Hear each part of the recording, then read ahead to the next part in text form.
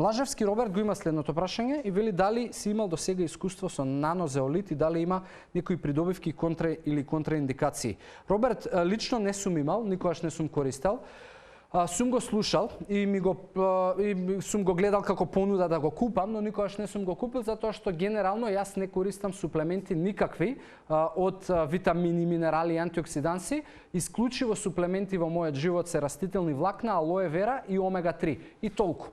Останатото го правам преку исхраната. Секојдневно имам редовни оброци, појадок и така функционирам и така успевам да снабдувам се.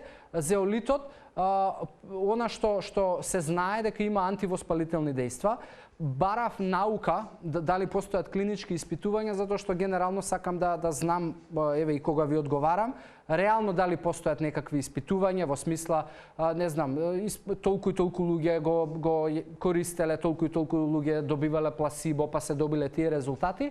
Таква научна студија и клинички испитувања не најдов и затоа не можам да ти кажам да ова и ова се случува, овакви се резултатите.